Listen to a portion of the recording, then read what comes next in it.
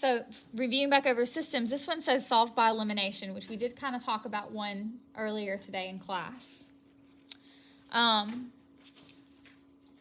Whenever we're solving for with elimination, we're looking for two variables that are opposite signs. So which ones are opposites, the x's or the y's? The y's. We have a positive 2 and a negative 2, so those are going to cancel if we combine them. What's negative x plus negative x?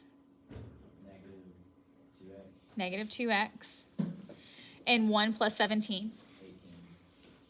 So negative 2x equals 18. Now we're going to divide by negative 2. And x equals negative 9. Okay, so there's two possible answer choices. It could be A or it could be B. To find that out, we're going to take negative 9 and we're going to put it back into one of these equations. So the opposite of negative 9 is positive 9. So negative x becomes 9. Here, you want to take this with you so you have it. And I'm going to post a video about it. Hope you feel better. All right, plus 2y equals 1. So now we need to solve for the y value. Subtract 9. 2y equals negative 8. Divide by 2. Y equals negative 4. So that's how we know the correct answer choice is B. Now, is there a faster way? Fine. Is there a different way? Probably. Probably, since I'm asking you, right? Yes. Now, if they give you the answers, what can you do with those answers? Oh, you can plug them in. You can plug them in. So let's say you don't remember how to do elimination, or you would rather have a different way to do it because you don't like elimination. Your other option is to take these and plug them in and test them. Okay, so let's try that with number 2, since we don't know the answer to number 2. Okay, number 2 is set up nicely. We could use elimination, but let's say we don't like it. Let's put negative 2 in for x, because that's the x value here, right? Okay, so negative 2 times 2 is 4. Then we have negative 4 plus, what's 5 times negative 8? So negative 40 and negative 4 is negative 44. Is that equal to negative 8? No. So it's not A. Okay, so now we're going to put in 1 for x and negative 2 for y. 2 times 1 is 2.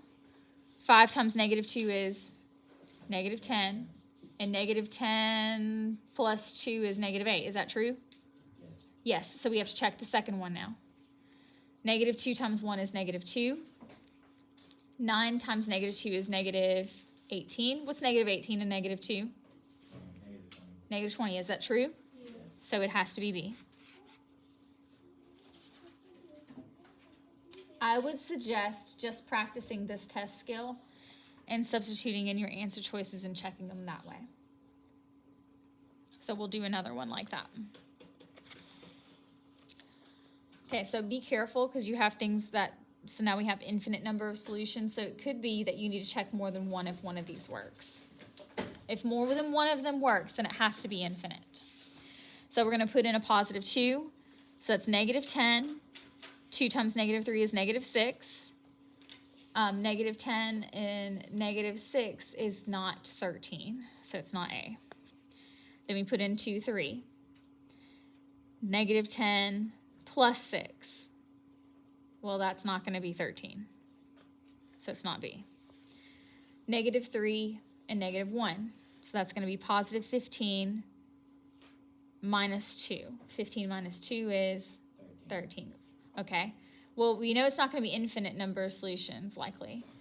So 5 times negative 3 is negative 15. 7 times negative 1 is negative 7. Negative 15 and negative 7 is negative 22. So C is the correct answer choice.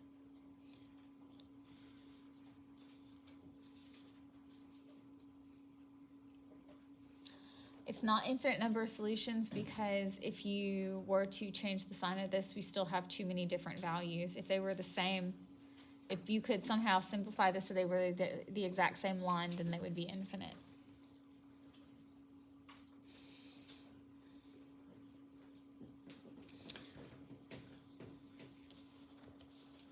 I'll say it. Let's look at number 4.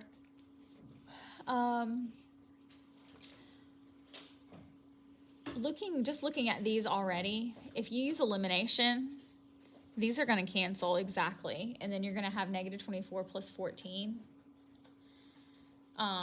which is negative 10. Yeah. And so then you're going to have 0 equals negative 10. And what does that mean? No solution. Whereas if you would have plugged these in, none of these would have worked out. So sometimes it's better to look at your equations and kind of look at them to see if they're going to eliminate completely, and then go and test them if you're trying to find a specific answer choice. And on the back, it's the same thing. So that's your long block packet.